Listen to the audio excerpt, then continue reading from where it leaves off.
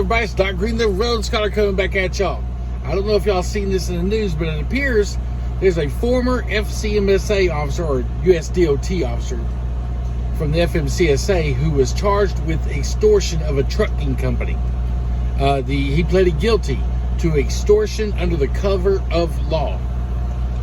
What he did is he was an examiner who was supposed to go out and audit these trucking companies' safety books and logs and everything and make sure they were in compliance and everything. And instead of reporting a bunch of safety violations that he had found, he started extorting these companies for $2,500, $3,000 or whatever amount of money so that he wouldn't report them back to FMCSA. He got caught. One of the companies told on him. An undercover agent came in and posed as an employee for the company and went to take him $2,000, and he got caught, and now he is pleaded guilty and he's facing up to 20 years. 20 years in prison for this. Of course, we know he's probably not going to do hardly any time. You know, that's just the way it works. But here's my question.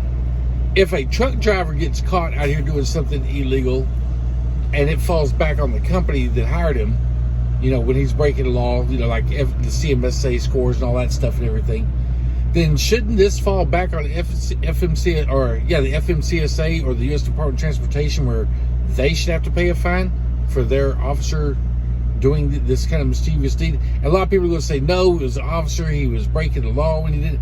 Yeah, so a lot of the truck drivers out here, when they get caught, but they still charge our companies for stuff. So yeah, I think FMCSA and DOT, since they couldn't keep their officers in check and everything, they should be paying a fine on this. Just my own personal opinion.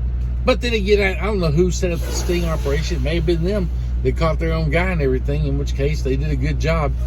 But that goes to show you the corruption and everything that is happening in the DOT and FMCSA, and how a lot of places have. I've heard a lot of rumors about people saying they did this and they did that. I have never offered any kind of DOT officer or anybody else any kind of bribery. It's not worth my freedom. I'm just not doing it. And none of them have ever tried to extort me. They give me fines, they give me tickets or whatever. I pay them and we go on about our merry way. But to watch that kind of thing happen, and he did this for $2,000, $3,000 at a pop. Man, he could have drove a truck and we could make more money than that. Risked 20 years of his life for that. Crazy. Anyway, that's what happened in the news today. Talk to y'all later.